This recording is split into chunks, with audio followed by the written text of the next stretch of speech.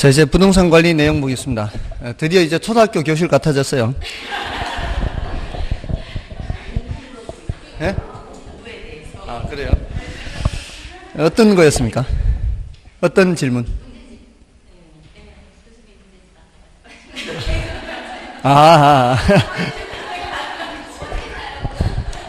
나중에. 자, 부동산 관리 내용. 자, 내용은 이제 이게 법경기죠. 법적 관리, 경제적 관리, 기술적 관리. 자, 이거는 뭐 내용이 그렇게 많지가 않습니다. 법적 관리라는 거는 이제 보통 권리 분석이라든가 권리 관계 조정 같은 거, 권리라는 표현이 들어가 있죠. 그리고 계약 관리, 예약 관리 이런 표현들입니다. 자, 우리 교재에서 읽어보시더라도 그게 등기부상의 어떤 문제라든가 또는 뭐 토지 이용 계획서상 나와 있는 어떤 이 용도의 지목을 이제 바꿔서 다른 걸로 바꾼다거나 농지 전용을 한다거나 이런 이제 법적인 측면에서 관리를 하는 것이고요. 요 경제적 관리는 뭐 경영 관리라고도 해요. 이게 이제 경제적 측면이기 때문에 그래요. 경제적 측면 또는 법적 측면, 기술적 측면 하기 때문에 이게 꼭 기술이 아니라 이제 물리적인 측면도 들어가 있는 거죠. 그래서 이거는 이제 회계 관리 또는 수지 관리 이렇게도 표현을 하죠. 그다음에 이제 부동산을 관리하는 인력을 관리합니다. 인력 관리. 그래서 이런 것들은 이제 경영 관리고요. 그다음에 이거는 이제 위생, 설비, 보안, 보전 뭐 이런 것들이에요. 그러니까 이런 것들은 뭐 내용이 그렇게 많지도 않고요. 분량이 어렵지도 않습니다. 이 내용들이. 자, 이런 걸 이제 구별만 해주면 되는 정도입니다. 우리 교재에서 읽으실 때도 마찬가지, 토지의 관리도 있고, 건물의 기술적 관리 이렇게 표현되어 있는데, 토지는 별로 중요한 건 아니니까요. 주로 이제 건물에 초점을 맞춰서 보시면 돼요. 그리고 428쪽에 그 표로도 되어 있지만, 그 주로 이제, 건물에서, 좀 참고하시면 되겠습니다. 토지보다는. 다음에 이제 밑에 참고 박스에 대상 부동산의 유지 활동이라는 게 있죠. 그 유지 활동은 모두 이제 기술적 관리입니다. 기술적 관리인데 일상적 유지도 있고 대응적 유지도 있고 예방적 유지도 있죠. 이 중에 가장 중요한 것은 예방적 유지입니다. 이거는 사전적 유지라고도 해요. 사전적 유지 또는 예방적 유지. 그 다음에 이제 대응적 유지는 이제 사후적 유지가 되겠죠. 일상적 유지는 정기적 유지 이렇게 되고요. 다음에 이제 그나마 이제 부동산 관리 방식이 조금 더 많이 출제가 됐죠.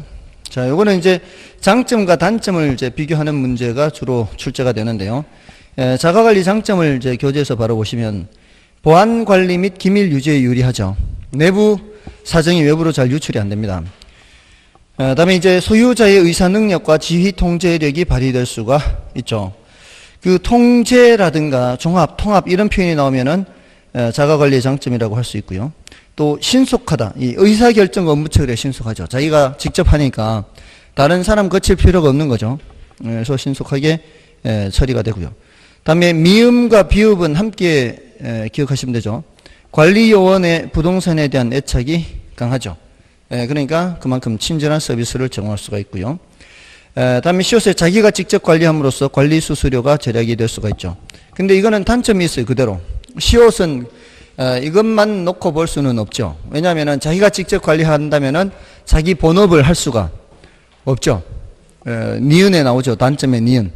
소유주가 자신의 본업에 종사하기가 어렵습니다. 그다음에 단점의 기억에 이게 전문적인 관리가 아닌 거죠. 소유자가 보통 자기가 직접 하는 거는 전문적인 관리가 안 되기 때문에 비효율적이어서 관리비가 증가할 수가 있고요.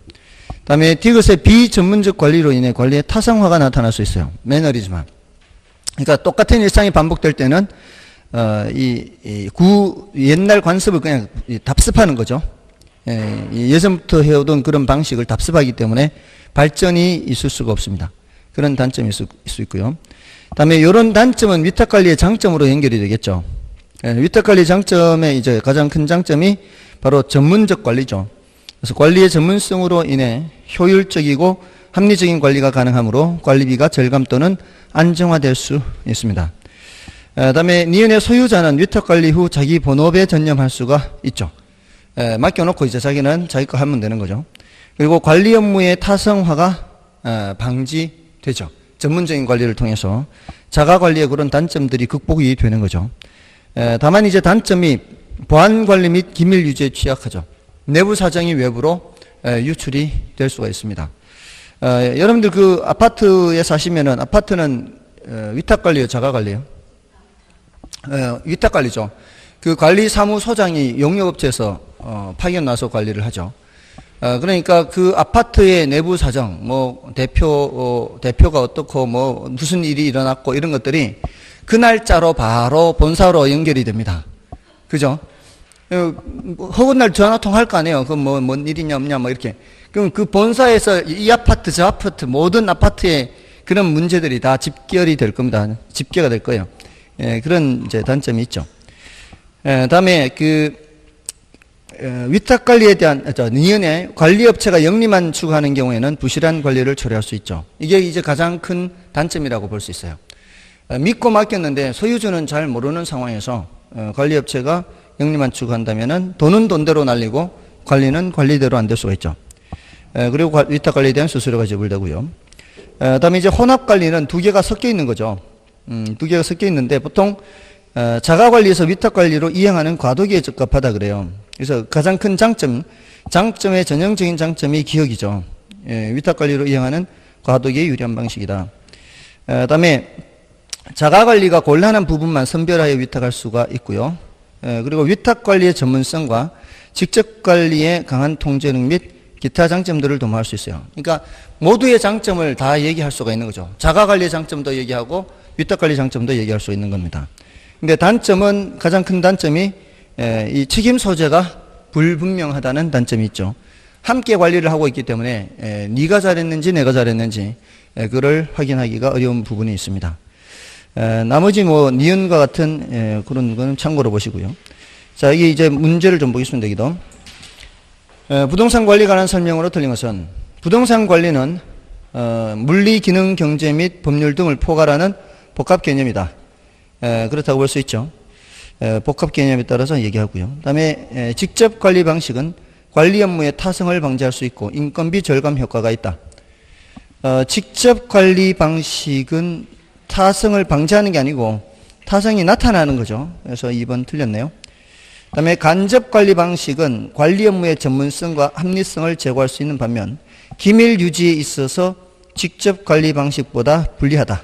그렇죠? 그 다음에 혼합 관리 방식은 직접 관리와 간접 관리를 병용하여 관리하는 방식으로 관리 업무의 전부를 위탁하지 않고 필요한 부분만을 위탁하는 방식이다. 그렇고요. 그 다음에 혼합 관리 방식은 관리 업무에 대한 강력한 지도력을 확보할 수 있고 위탁 관리 편의 또한 이용할 수 있다. 자, 요거는 5번 지문은 앞부분은 뭐예요? 콤마 앞부분은 자가 관리의 장점을 얘기하고 있는 거죠. 콤마 뒷부분은 위탁 관리의 장점을 얘기하는 거고요. 그러니까 혼합 관리의 장점에서는 양쪽의 장점을 모두 얘기할 수 있잖아요. 그 얘기죠. 그 다음에 됐고요. 나머지 5번 그 밑에 임차인 선정 기준 및 임대료 산정 방법은 이거는 뭐 매번 설명드릴 정도의 주제는 아니니까요. 이번 순환 일단 넘어가십시오. 자, 이제 부동산 마케팅으로 넘어가십시오. 부동산 마케팅은 좀 전에 말씀을 드렸듯이 부동산 관리보다도 분량은 많이 적습니다. 물론 이제 부동산 관리가 조금 더 출제가 되긴 했지만 우리 부동산 학개론 전체 내용에서 부동산 관리와 부동산 마케팅이 분량이 제일 적고 출제는 많이 되는 편이에요. 분량에 비해서. 난이도도 낮습니다. 여기서는 주로 이제 출제되는 게 부동산 마케팅 전략에서 출제됐어요. 전략, 마케팅 전략. 그래서 우리 교재의 그 의의는 마케팅의 의의, 요거는 뭐 참고로 보시면 되겠죠. 동그라미 1번에 있죠. 부동산 마케팅이란 부동산 기업이 기업의 목적을 달성하기 위해 부동산과 부동산 기업, 부동산업에 대한 소비자 및 고객의 태도와 행동을 형성, 유지, 변경하게 만드는 제반 활동이라고 되어 있죠. 모든 활동입니다. 모든 활동. 그러니까 마케팅은 한마디로 얘기하기가 어렵습니다. 단지 판매하는 것만 생각하면 안 되죠. 판매하는 거는 영어로 뭐라 그래요? 세일즈라 그러잖아요. 그 세일즈란 단어가 따로 있잖아요. 그죠? 홍보에 대한 단어도 따로 있단 말이에요. 그러니까 마케팅은 처음서부터 끝까지 전반적인 걸 다 얘기하는 겁니다. 그리고 부동산 마케팅은 수요가 공급을 초과하는 공급자 주도 시장에서 공급이 수요를 초과하는 수요자 주도 시장으로 전환됨에 따라 더욱 중요하게 된 거죠. 그다음에 그 마케팅 환경이라는 거는 미시적 환경, 거시적 환경 이렇게 나누는데요. 이건 뭐 참고로 봐두는 정도인데요. 미시적 환경 하면은 그 의사결정 주체별로 살펴보면 돼요. 그러니까 니은에 뭐라고 되어 있어요? 이러한 미시적 환경을 구성하고 있는 것으로는 경쟁업자, 그다음에 공중, 고객, 정부 이런 것들은 의사결정 주체별로 보는 거죠. 근데 거시적 환경은 밑에 니은을 보세요. 이러한 거시적 환경을 구성하고 있는 것으로는 자연환경, 경제기술, 정치행정, 사회문화 이런 이 외부 환경을 말하는 거죠. 자, 이거는 참고고요. 그 밑에 이제 부동산 마케팅 전략 여기서 이제 출제가 됐다고요. 마케팅 전략에서는 이제 시장 점유 마케팅 전략이 있고 고객 점유 마케팅 전략이 있고 관계 마케팅 전략이 있고요. 이걸 이제 질문을 합니다. 질문할 때 이렇게 해요. 시장 점유 마케팅 전략이란 해놓고는 여기 걸 쓰는 거죠. 또 고객 점유 마케팅 전략이란 해놓고 이 밑에 걸 쓰는 거예요. 그러니까 그 단어의 뜻을 묻는 거라는 거예요. 그러니까 이거 단어의 뜻만 알면 어렵지 않게 풀 수 있는 그런 문제들이란 거예요. 그리고 여기 이제 시장 점유 마케팅을 다시 STP 전략과 4P 믹스 전략으로 나누죠. 이럴 때 이걸 시장을 세분화하는 거죠. 이 모든 시장을 점유할 수는 없잖아요. 시장을 수요자층을 대상으로 인구 경제학적 특성에 따라서 일단 나누잖아요. 그 다음에 표적, 타겟을 정하는 거죠. 그 다음에 차별화를 하죠. 자, 여기서도 시장 세분화란 해놓고는 자신이 가장 자신 있는 시장을 정하는 거 이러면 안 되는 거예요. 얘는 시장을 세분화하는 것은 인구 경제학적 특성에 따라 시장을 나누는 것인데 설명을 여기 거 하면 안 되는 거죠. 대체로 질문을 그런 식으로 해요. 표적 시장 선정해놓고 이걸 설명한다거나 이러면은 틀리는 지문이 되는 거예요. 그러니까 단어의 뜻만 정확하게 파악하면 별로 어려움이 없죠. 차별화는 뭐예요? 차별화. 이게 포지셔닝인데요. 자리를 잡는 거죠. 그 자리라는 게 이미 기존에 다른 경쟁 제품들이 있으면 그 경쟁 제품들과는 달라야 차별화가 되는 거죠. 똑같아가지고는 안 되는 거죠. 아까 제가 말씀드렸듯이 누가 새로 이제 계산 문제집을 내놓는다면은 뭔가 차별화가 돼야 될 거 아니에요. 똑같은 형식으로는 안 될 거라는 거죠. 그렇게 해야 더 뭔가를 이제 어필할 수 있는 거죠. 고객들한테. 그래서 요 차별화에 네 가지를 섞으라는 게 4P 믹스죠. 여기 이제 제품 측면에서 어떻게 차별화할 거냐, 가격 측면에서 차별화할 거냐, 또 유통 경로 측면에서 차별화할 거냐, 홍보 촉진 측면에서 차별화할 거냐, 이렇게 이런 식으로 여러 가지 측면에서 차별화하는데 얘네들이 전부 다 P로 시작이 되는 글자죠. 제품 프로덕트고요. P. 가격 프라이스의 P. 유통 경로 플레이스의 P. 홍보 촉진 프로모션의 P. 이 네 가지를 질문하기도 했습니다. 이 네 가지를 이거 따로 기억해야 돼요. 제품 가격, 유통 경로, 홍보 촉진. 우리 시험에서 제일 깊게 출제됐을 때가 이 가격에 대해서 세부적으로 더 물었을 때요. 가격 전략 중에서도 뭐 저가 전략이냐, 고가 전략이냐, 시가 전략이냐 뭐 이런 식으로 세부적으로 더 물었는데 그거는 뭐 한 번 정도 그렇게 언급이 된 정도고요. 그때도 그걸 질문을 잘못해가지고 중복답이 됐어요. 지금 중복답이 됐어요. 그거 하고 여기 거를 질문을 했는데 이걸 설명하면서 이것까지 이제 설명을 한 거죠. 그래서 두 군데가 틀려가지고 중복답이 됐는데 아무튼 대체로 질문하는 게 어렵지 않다는 겁니다. 이것만 이제 구별을 하면 돼요. 그래서 우리 교재를 보시면은 시장 점유 마케팅 전략에서 STP 전략에서 STP란 시장 세분화, 표적 시장 제품 차별을 의미하는 약자로서 전통적인 전략이 하나이다 해서 시장 세분화란 뭐라고 되어 있어요? 수요자 집단을 인구 경제학적 특성에 따라 세분하고 세분된 시장에 있어서 상품의 판매 지향점을 분명히 하는 전략을 말한다. 자, 이러면 요 문장을 써놓으면서 표적 시장 선정 뭐 이렇게 하면 안 된다 이 말이에요. 자, 그렇게 해서 틀린 질문을 만드니까 나머지 이제 뭐 표적시장 선정이나 제품 차별화 뭐 이거는 이제 여러분들이 좀 더 확인하시고요. 밑에 사피 믹스 전략 있죠. 자, 여기서 네 가지 다 기억해야 된다고요. 유통경로의 플레이스에, 그 다음에 그 제품의 프로덕트에, 그 다음에 가격의 프라이스에, 홍보 촉진 및 의사소통, 프로모션 앤 커뮤니케이션 해서 이 프로모션 피. 자, 이렇게 제 측면에서 이 차별화를 하는 거죠. 그 유통경로 전략이라고 하면은요, 과거에는 우리 부동산 그 분양에서는, 아파트 분양에서는 보통 하는 게 분양팀이 있었어요, 옛날에는. 전문 분양팀. 그 다음에 그 중개업소를 이용하는 거. 인근의 중개업소를 이용하는 거. 이건 흔히 제일 많이 사용했던 방법이죠. 근데 요즘은 홈쇼핑으로도 하죠. 분양을 홈쇼핑에서도 하죠. 뭐 이렇게 여러 가지 이제 다양한 유통경로를 거쳐서 분양을 하고 있습니다. 그런 게 유통경로고요. 다음에 제품계획 또는 상품계획에서 요즘은 뭐 아파트를 차별화할 때 10년 전쯤인가요? 뭐 단지 내에 실개천도 있고 막 그런 것도 있었죠. 옛날에 단지 내에 그런 게 있었죠. 실개천 같은 거. 뭐 그런 것도 있고 또 한때는 이런 것도 있었어요.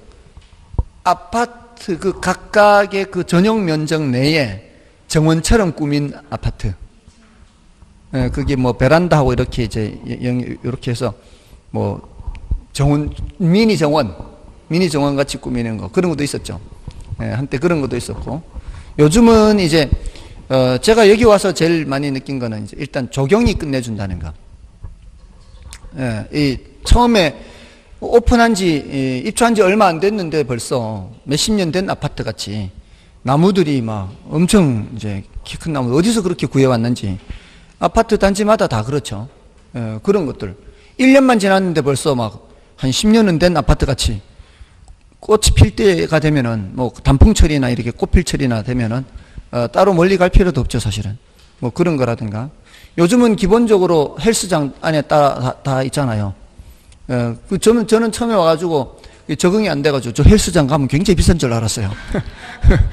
아예 가지를 못한 거죠. 근데 나중에 보니까 뭐 아주 그냥 저렴하게 이용을 하더라고요. 그리고 뭐 골프 연습장도 있더만요. 그 골프 연습장도 안 비싼가요? 근데 저는 뭐 골프를 안 치니까 골프 칠 시간이 없는 거죠. 뭐 하여튼 그것도 싸게 하고 어떤 곳은 그 아파트 단지 내에 뭐 도서관도 있고요. 사서가 있는 도서관. 책도 비치해 놓고 사서가 있는 도서관이 있다니까요. 그리고 또 뭐죠? 심지어는 수영장까지 있죠. 그런 데는 수영장은 거의 뭐 있을 필요가 없을 것 같은데. 아, 그래요? 초등학생 대상으로는 아, 그래요? 아파트 단지 내에 수영장이 있다고요? 거기도 있어요? 근데 레인이 짧아요? 25m요? 25m나 된다고? 5개나 돼요? 야, 그러면은 보통 사설 수영장 구청이나 이런 데서 운영하는 그거하고 똑같은데요? 얼마예요? 그 다른 단지도 갈 수 있어요? 우리 단지에는 없어. 근데 그게 보세요. 관리비가 많이 발생할 거 아니에요.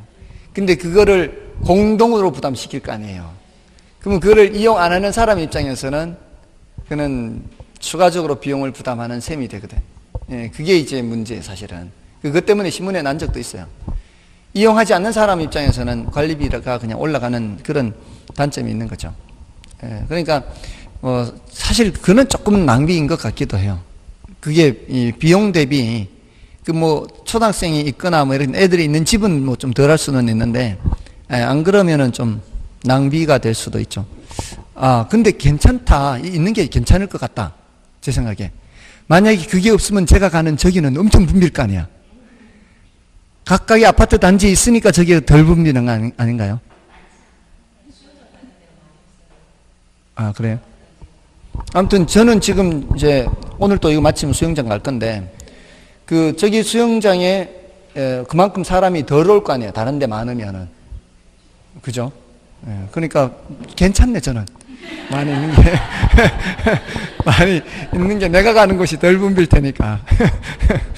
아무튼 자, 그런 것들이 다 차별화죠. 제품 측면의 차별화요.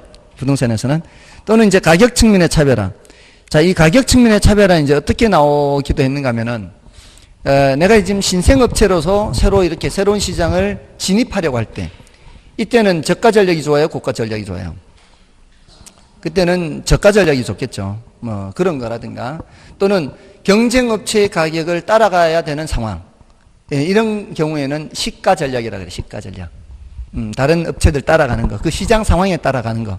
이건 시가 전략. 뭐 이런 게 뭐 언급된 적이 있긴 한데요. 뭐 별로 그렇게 어렵지는 않은 거였어요. 다음에 뒤에 홍보 촉진 및 의사소통 전략에서 홍보 촉진 및 의사소통이란 제품의 수요를 자극하는 여러 활동으로서 잠재 고객들에게 정보를 제공하고 그들을 설득하기 위한 여러 수단. 이렇게 얘기할 수 있습니다. 이러한 수단에는 뭐 광고, 홍보, 인적 판매, 뭐 판매 촉진 등이 있을 수가 있고요. 다음에 이제 고객 점유 마케팅 전략이 있죠. 자, 요거는 그 사람의 심리 상태를 살펴보는 거죠. 고객 점유 마케팅 전략은 이건 수요자 측면을 중시하는 거예요. 수요자 측면. 요거는 이제 공급자 측면을 중시하는 거죠. 관계 마케팅은 이제 수요자와 공급자의 지속적 관계를 중시하는 거예요.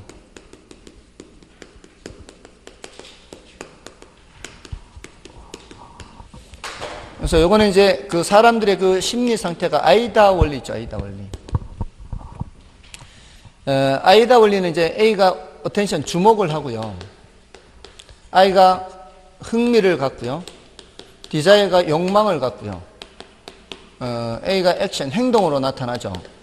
사람들이 이런 심리 단계를 거치기 때문에 어떤 단계에 있느냐에 따라서 접근을 달리 하라는 거예요. 그러니까 요 단계에 있으면 이쪽에 흥미 단계로 오게끔 하고, 흥미 단계에 있으면 욕망 단계에 오게끔 하고, 욕망 단계에 있으면은 행동 단계에 오게끔 해야 되는데, 요거를 잘 못하면 이제 역효과가 날 수가 있다는 거죠. 사실은 이거를 잘 해야 연애도 잘하죠. 저는 이거를 못해서 연애를 못해요. 요 단계에 있으면 적극적으로 대시를 해야 될 거 아니에요. 근데 어떤 단계에 있는지 모르니까 솔직히 저는 이 손을 잡을 땐가 아닌가 이걸 잘 모르겠어요. 그러니까 이 진도를 못 나가는 거죠. 진도를 나갈 수가 없어서 이걸 잘 못해요, 사실은. 그렇잖아요. 손을 언제 잡아야 돼요? 아무 때나 잡으면 돼요, 그냥. 그런 말도 있잖아요. 어디 뭐 이렇게 뭐 1박을 하고 왔는데 잠만 잤게 이렇게 건드리지 않고 잠만 잤게. 근데 자고 났더니 진짜 잠만 잤다고 또 이렇게 뭐라고 할 수도 있잖아요.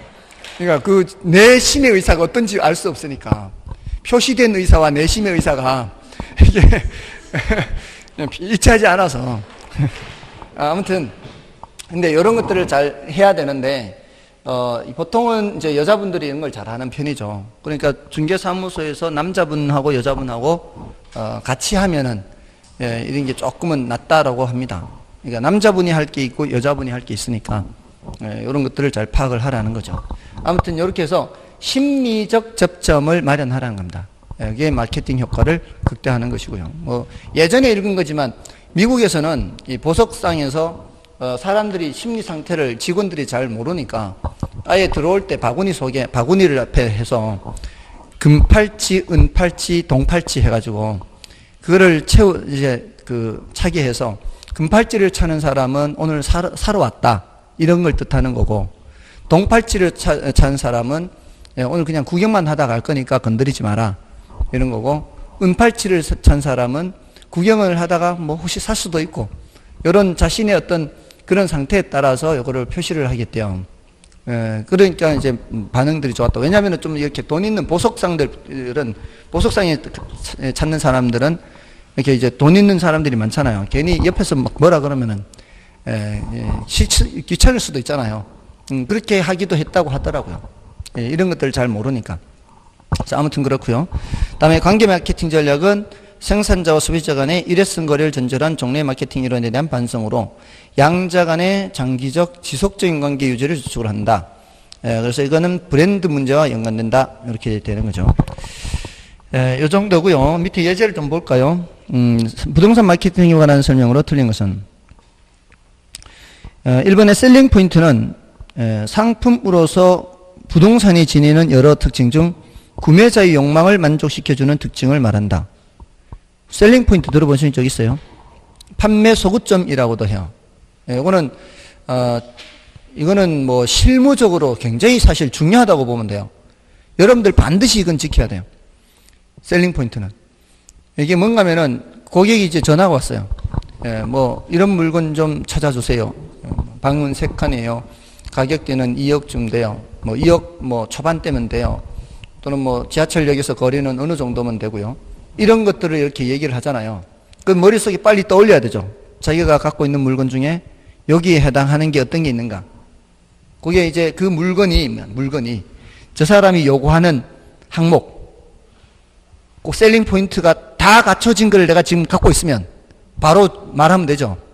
그런 물건 있으니까 얼른 오시라고. 근데 그런 물건이 없으면은 일단 알아봐야 될 거 아니에요, 주변에. 다른 중개사무소에 나온 거 있는가 이렇게 알아봐야 되겠죠. 그게 셀링 포인트라고요. 그 셀링 포인트를 어겨버리면은 제일 꽝이에요, 꽝. 그래서 일단 거기에 맞는 물건을 브리핑을 해야 되고, 그 다음에 추가적으로 예비적으로 이렇게 거기에서 벗어나는 셀링 포인트에서 약간 벗어나는 거를 한다면은 그러면은 이제 더 할 나위 없이 좋겠죠.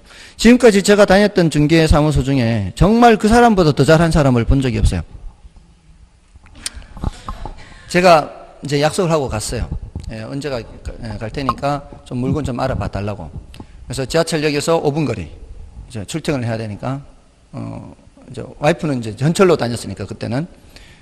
그러니까 여기는 아니지만 예를 들자면 그렇다고. 여기는 전철이 없으니까 전철역에서 5분에서 길면 10분 이내, 방 3칸짜리, 그 다음에 가격대는 얼마, 이런 정도로 해서 키포인트는 3가지, 셀링 포인트는 3가지. 그래서 이제 약속을 해서 갔더니 A4 용지에다가 거기에 해당하는 이제 목록을 쫙 뽑았어요. 그래서 하나씩 뽑아가지고 총 5건이 있는데 오늘 볼 수 있는 거는 3건입니다. 그 중에 한 건은 그 집을 볼 수 있는 게 아니고 그 집은 사람이 있을 때 와서 본다고 해서 그 집 바로 밑에 있는 집, 비어있는 집, 구조는 보여줄 수 있습니다. 그 집은 못 보지만 구조는 보여줄 수 있다. 나머지 2개는 다 시간을 약속을 해서 다 정해놓고 이제 찾아러 가서 볼 수가 있다. 그렇게 해서 3군데를 본 거죠. 근데 셋 다 별로 마음에 들지는 않았어요.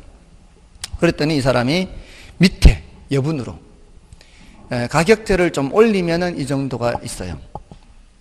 그리고 방이 2칸짜리 혹시 원하시면 이런 게 있어요. 3칸짜리인데 2칸은 안 되고 가격대 올리는 거 그거 한번 보고, 또 거리가 좀 15분 정도 걸리는데 조금 더 거리가 먼데 혹시 가보시려면 가보실 수 있습니다. 그렇게 해서 추가로 2개를 더 봤어요. 근데 제일 마음에 드는 게 15분 거리, 조금 더 걷는데 그게 제일 마음에 들었어요. 거기를 계약했어요. 근데 이제 그 집을 이제 그날 바로 계약한 게 아니라 나중에 했는데 이제 다른 데도 봐야 되니까 다른 데도 약속을 하고 갔거든. 다른 데도 약속을 하고 갔는데 가니까 이제 어디 물건 보러 나갔는지 전화번호가 적혀 있고 비어 있어요. 그래서 전화를 했더니 지금 오고 있대요. 조금만 기다리래. 그래서 오더라고요. 그래서 바로 탈에 저보고 탈에 탔어요. 가다가 전화를 걸더라고. 그 집 지금 볼 수 있나요? 못 본대. 유턴. 또 전화를 하는 거예요. 그 집 지금 볼 수 있나? 못 본대. 또 유턴. 그러더니 자기가 뭔 생각이 났는지 굉장히 싸게 나온 집이 있대. 방이 2칸이긴 해도 하나가 엄청 넓대. 엄청 싸게 나왔대. 나는 분명히 방 3칸이라고 얘기했는데 그때 장모님도 같이 오셔가지고 우리 애도 보시고 막 해야 되니까 반드시 방이 3칸이라야 돼. 근데 운전은 자기가 하고 있잖아. 가는 거지. 기어이 끌고 올라가는 거죠. 꽝. 판매 소구점을 전혀 지키지 않잖아요. 이건 꽝이지, 꽝. 그러면은 이제 그 집을 다시 가겠냐고, 안 가지. 그래서 이제 결국 계약했잖아요. 나중에 집을 내놓을 때 다시 그 집까지 찾아가서 내놨어요. 거리가 좀 되잖아요. 이쪽에서 저쪽을 건너서 이게 지하철역 저쪽 건너로 갔단 말이에요. 지하철역 이쪽 건너에서 저쪽 건너로 갔으니까 더 거리가 멀 거 아니에요. 근데 그 집에 다시 내놓는다니까. 그러니까 이거 하고 또 이제 그 선배가 50억짜리 물건을 저한테 이제 부탁을 하는 거예요. 50억에서 플러스 마이너스. 그런 물건을 소개해줄 공인중개사를 소개해달래. 그래서 누구한테 소개시켜줄까 하다가 이제 한 사람이 좀 젊고 빠릿빠릿할 것 같아서 이제 소개를 시켜줬어요. 근데 이제 그 선배가 하는 말이 어떤 물건인가 하면 원하는 물건이 사무용 빌딩이다. 사무용 건물이다. 뭐 이제 학원이나 또는 뭐 의원들이 입주해 있을 수 있는 그런 이제 건물. 그러면서 딱 찍어서 이런 거는 하지 말라고 나한테 얘기를 해줬어요. 1층은 식당, 2층은 술집, 3층은 노래방, 4층은 안마시술소. 뭐 이런 거는 말고 조금 험할 수도 있고 막 그 중간에 이 업무 정지 먹을 수도 있고 경우에 따라 이런 이제 그런 이제 이렇게 싫다는 거죠. 이 선배가. 그래서 이제 그 사람한테 그 얘기까지 해서 이제 전달해 줬어. 자기한테 그 물건이 없는 거야. 그 선배가 원하는 물건이 없는 거야. 물건이 없는데 마침 자기한테 있는 물건이 그게 수익률이 좋다고 자꾸 그 얘기를 하는 거야. 1층은 식당, 2층은 술집, 3층은 안마시술소. 이거 싫다고 분명히 얘기했잖아. 그거는 명시적으로. 근데 그걸 자꾸 소개를 한 거지. 그럼 어떻게 되겠어? 그 다음부터는 아예 연락을 안 하는 거지. 그러면은 차라리 그 옆에 나대지가 있었는데 그 나대지에 그 사무용 건물을 개발해서 하는 방법을 브리핑을 하든가 차라리. 그럼 자기한테 물건이 없으면 없다고 하든가. 이제 알아볼 거 아니에요. 다른 데도 알아봤대. 알아봤는데 물건이 없으면 없다라고 하든가. 그럼 다른 방법을 해야지. 아니 싫다라는 걸 자꾸 굳이 얘기를 할 이유가 뭐가 있냐고. 아무리 수익률이 좋아도 그 원하는 사람이 원하는 게 그게 아니잖아요. 딱 그걸 원하는데. 그러니까 그걸 안 지키면 안 된다는 거죠. 그러니까 그 다음부터는 아예 연락이 없는 거죠. 근데 그런 사람을 꼭 계약이 아니라 브리핑만 잘해도요. 나중에라도 또 연락을 할 가능성이 있어요. 그 사람한테. 나중에 한번 저한테 얘기를 하더라고. 근데 만약에 좋은 저거였으면은 계속 연락을 하고 이제 관계를 맺겠지만, 그러니까 중요한 거는 물건만 많이 확보하는 게 아니라 물주도 많이 확보해야지. 팔 수 있는 물건도 있어야 되지만 살 수 있는 사람이 있어야 될 거 아니에요. 양쪽을 다 많이 확보를 해야죠. 그러려면은 그 셀링 포인트를 잘 지키라고. 판매 소구점. 뭔 뜻인지 아시겠죠? 셀링 포인트는 상품으로서 부동산이 지닌 여러 특징 중 구매자의 욕망을 만족시켜주는 특징을 말하는 거예요. 그 다음에 고객 점유 마케팅 전략이란 공급자 중심의 마케팅 전략으로서 표적 시장을 선정하거나 틈새 시장을 전개하는 전략을 말한다. 요거는 고객 점유잖아요. 고객 점유. 고객 점유하면 뭘 생각해야 돼요? 아이다 원리 해야 되잖아요. 고객을 점유한다는 게 사람의 심리 상태를 잡는 데가 아니에요. 누구 측면의 전략이에요? 수요자 측면인데 이게는 지금 공급자 측면의 중심의 마케팅 전략. 표적 시장을 선정, 틈새. 표적 시장 선정하는 거 이거잖아요, 이거. 지금 말은 여기 걸 해놓고는 내용은 이 위에 걸 써놨잖아요. 이런 식으로 질문한다고요. 아시겠죠? 이거 틀리면 안 된다고. 고객 점유는 아니다. 다음에 관계 마케팅 전략에서는 공급자와 소비자의 관계를 이례적이 아닌 지속적인 관계로 유지하려고 한다. 그렇고요. 다음에 STB 전략은 시장 세분화 표적 시장 선정, 포지셔닝으로 구성되고요. 다음에 아이다는 주의, 관심, 욕망, 행동 단계가 있다. 예, 그렇습니다. 자, 이제 넘어가셔서 부동산 광고. 부동산 광고는 지금 10분의 0이에요. 10분의 0인데 지금까지 뭐 오랫동안 출제가 안 돼서 한 번쯤은 또 뭐 언급될 수도 있으니까 한 번 정도 이렇게 설명을 드려요.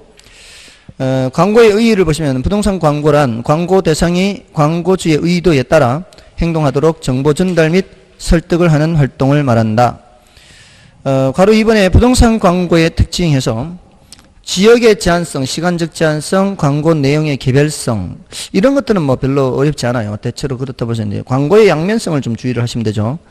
이 광고의 양면성은 뭘 말하는가 하면은 사려는 사람과 팔려는 사람을 모두 대상으로 한다는 거죠. 사려는 사람을 대상으로 할 수도 있고 팔려는 사람을 대상으로 할 수도 있다는 거예요. 다음에 이제 부동산 광고의 분류에서는 기업 광고나 인명 광고는 뭐 거의 같은 거예요. 그 이름을 알리는 거니까. 근데 이제 계몽 광고는 뭔가 하면은 계몽. 뭔가를 모르는 거를 알게 해주는 광고예요. 사람들이 모르는 거를 알게 해주면서 광고 효과를 얻으려고 하는 겁니다. 예를 들어서 자일리톨 같은 거 있죠. 자일리톨이 뭐예요? 그 설탕 아니에요, 그거. 단맛은 나는데 그게 설탕이 아니에요. 껌으로만 기억하고 있죠. 그 자일리톨 광고할 때 그 TV 화면에 이렇게 글씨로 써놨는 거는 안 읽어보셨죠? 광고할 때 그거 글씨로 써놨어요, 이렇게. 광고, TV 화면에. 자일리톨 해서 땡땡 해가지고. 자작나무 추출 물질로서 충치 예방 효과가 있는 물질, 이렇게 써놨어요. 그러면서 우리는 이걸로 껌을 만든다, 이거지. 예, 그러니까 이제 사람들, 이거 충치 예방 효과가 있구나, 이렇게. 이 껌 씹는 게 어느 정도는 충치 예방 효과가 있대요. 왜냐하면 그 입에서 세균이 자라잖아요. 이게 이제 침을 통해서 이게 세균의 이 농도를 희석시켜 주니까. 그리고 맹물 마시는 것 자체도 충치 예방 효과가 있대요. 맹물 마시는 것도 입속에 그만큼 이 균이 많이 줄어드니까. 그래서 지금 그 치과에 근무하는 사람들이 있는데 이 수험생분 중에 그 얘기를 하더라고. 자기네들은 1시간마다 그냥 습관적으로 마신대. 물 마시는 것 자체도 괜찮고 충치 예방 효과가 있으니까 물 마시는 게. 아무튼 모르는 걸 알게 해주잖아요. 그러면서 광고 효과를 얻으려는 거죠. 자일리톨 이런 거 계몽 광고. 그다음에 특정 광고는 특정 부동산을 광고하는 거예요. 이건 뭐 어렵지 않죠. 특정 부동산을 광고하는 거니까. 그다음에 매체에 따른 분류 광고에서는 신문 광고에 전시 광고, 안내 광고 있죠. 그 신문 광고 요즘은 별로 뭐 신문을 많이들 안 보시니까 신문에 이렇게 이제 위에 기사가 있고 아래 3단이나 4단으로 나누어서 이렇게 광고하는 거 있잖아요. 짤막짤막하게 조금하게 옛날에 많았죠. 여기 뭐 급구 하잖아요. 급구, 일수 뭐 이렇게 짤막짤막하게 글씨를, 그죠? 이런 게 이제 안내 광고예요. 안내 광고는 이렇게 짤막짤막한 그런 글씨로 이제 그 내용으로 돼 있고요. 이 전면 광고 있죠. 반면 광고 이런 거를 전시 광고라고 그래요. 전시 광고. 안내 광고. 이렇게. 자, 그럼 됐고요. 다음에 라디오, TV 됐고 다이렉트 메일이 뭐예요? DM 발송한다 그러죠. 다이렉트 메일, DM 집으로 우편물로 오는 거. 다이렉트 메일. 이건 특징이 뭐예요? 다이렉트 메일 광고의 특징. 이거는 표적 고객을 대상으로 하는 특징이 있죠. 표적 고객. 그 메일을 받는 사람, 우편물을 받는 사람이 누군지 알고 하는 거잖아요. 다음에 교통 광고, 뭐, 버스나 지하철 뭐 이런 걸 이용하는 거죠. 점두 광고. 점포의 머리 생각하시면 돼요. 점포의 머리. 점포의 머리에 뭐가 있어요? 간판 있잖아요. 간판. 점두 광고는 간판. 꼭 그 간판이 아니더라도 저거 있죠. 뭐 점포 앞에다가 이렇게 세워서 바람 풍선 같은 거 넣어서 이렇게 막 이렇게 춤추는 거, 이런 것도 있고, 그런 것도 다 점두 광고로 보시면 돼요. 그 다음에 노벨티 광고는 뭔가 하면은 그 실용적이고 장식적인 조그만 물건을 활용해서 광고로 쓰는 거예요. 뭐가 있을까요? 예, 그런 거. 물티슈. 요즘 물티슈 많이 주죠. 옛날에 초창기 때는 막 병따개 많이 줬었고요. 초창기 병따개 많이 줬었죠. 나이트클럽에 라이터 있잖아요, 라이터. 그런 것들이 다 노벨티 광고라고 보시면 되죠. 자, 그런데 여기는 나와 있지 않지만, 예전에 광고를 하는 거 보면, 요즘은 잘 안 쓰지만, 옛날에는 간지, 신문에 간지 많이 사용했죠. 전단지 같은 거, 신문사에. 옛날에 신문을 많이 봤잖아요. 그러니까 이제 간지로 이렇게 많이 했고, 요즘은 잘 안 하죠. 요즘은 그거 안 하고, 요즘은, 그 가격 대비 효과가 높은 광고가 뭔지 아십니까? 비용 대비 효과가 높은 광고. 그거 알아두시고. 뭘 해도 그게 효과가 높은데. 플랜카드. 그게 가격 대비 효과가 제일 높아요. 예, 제일 높아. 가격 대비. 플랜카드 거는 게 가장 효과가 높습니다. 주변에 봤을 때 제일 높은 것 같아요. 자, 뭐 이 정도고요. 다시 이제 앞으로 가셔서 남겨놨던 부분 있죠. 자, 남겨놨던 부분을 보겠습니다. 입지론하고 그 지대론, 도시공간 구조론 이런 게 있습니다. 자, 일단 142쪽에 입지와 입지 선정 이런 개념들이 있어요. 이건 뭐 별로 중요한 것은 아니에요. 별로 중요한 건 아니고요. 참고로 보시면 되고요. 그 입지 선정의 중요성 한 번쯤 읽어는 보십시오. 그리고 입지 조건도 마찬가지. 입지 조건도 그 주거용, 상업용, 공업용, 농업용 이런 이제 입지 조건들 있죠. 주거용은 가장 중요한 게 뭐예요? 그 주거용의 입지 조건. 이건 참고로 보는 건데 다 쾌적성과 편리성이죠. 여러분들 아파트 정할 때 쾌적성과 편리성 이게 중요하잖아요. 뭐가 더 중요할까요? 쾌적성, 편리성 중에. 편리성이 더 중요하죠. 그 다음이 쾌적성. 저는 여기 와서 알았어요. 그냥 그 전에는 글로만 알았었어요. 세종시 와서 이게 이게 편리성이 더 중요하구나. 그 다음에 쾌적성이구나. BRT 노선. BRT 노선이 가격이 더 많이 올라가죠.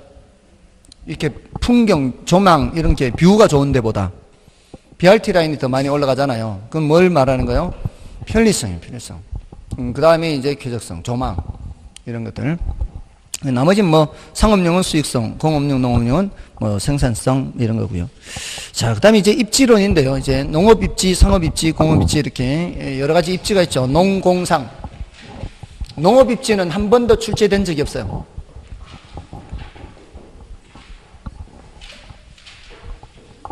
자, 농업 입지는 한 번도 출제된 적이 없어요.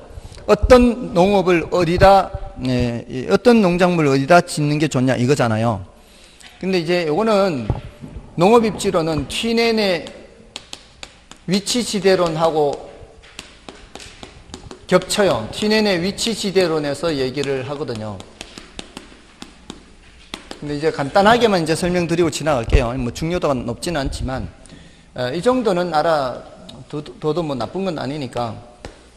자, 이 뒤에 가면은 지대를 계산할 때 위치 지대에서는 생산물 가치에서 생산비를 빼고 수송비도 빼요. 그리고 남는 게 지대거든요.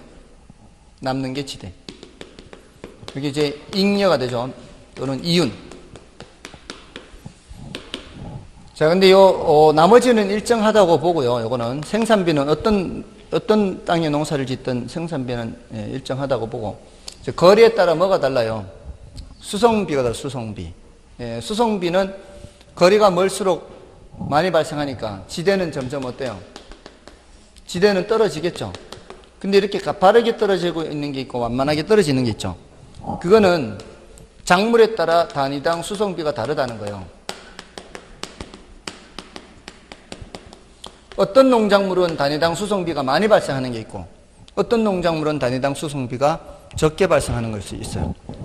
자, 근데 이렇게 가파르게 떨어지는 건 뭐예요? 단위당 수송비가 많이 발생하는 거예요. 이거는 거리가 어느 정도 벗어나면은 수송비 부담 때문에 손실을 봐요. 이 바깥에는 농사를 지을 수가 없어. 수송비 부담 때문에. 근데 얘는 어떻습니까?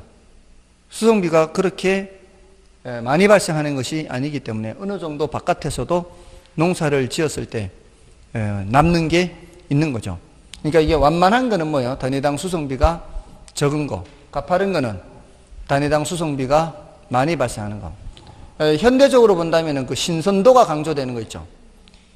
신선도가 강조되는 거는 될 수 있으면 도시 근교에 있어야 돼요. 그게 신선도가 이게 떨어지면은 상품 가치가 없으니까. 그러니까 그런 것들은 이 교차점 안쪽에 자리 잡고 나머지 것들은 교차점 바깥쪽에 자리를 잡는다는 거죠. 근데 이게 200년 전의 유럽이나 지금 현재 우리나라나 비슷하다는 거죠. 그런 점이. 대체로 집약 농업이라고 해서요. 집약 조방 이런 말 들어보셨죠? 집약 농업이 뭐예요? 노동이나 자본이 많이 투입되는 농업. 이런 것들은 도시 근처에. 대체로 시설 재배예요. 시설 재배. 시설 재배의 대표적인 게 뭐예요? 비닐하우스죠. 비닐하우스.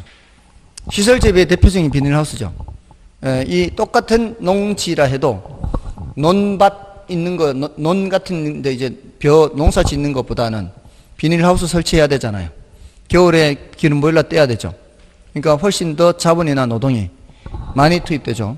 그런 것들은 대체로 어디 있어요? 도시 근교에 있죠. 그리고 씨를 뿌려 놓으면은 하늘이 길러주는 거는 도시 외곽에 있죠. 이런 것들은 조방농업. 그러니까 이러한 현상, 집약농업이 도시 근처에 자리 잡고 조방농업이 도시 외곽에 자리 잡는다는 것은 지금이나 200년 전이나 우리나라나 유럽이나 똑같다는 거죠. 요게 이제 기억할 거예요. 구체적으로 어떤 작물을 어디서 짓는다, 이거는 중요한 게 아니에요. 집약농업은 도시 근처, 조방농업은 바깥에.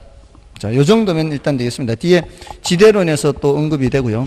농업입지론은 10분의 0입니다.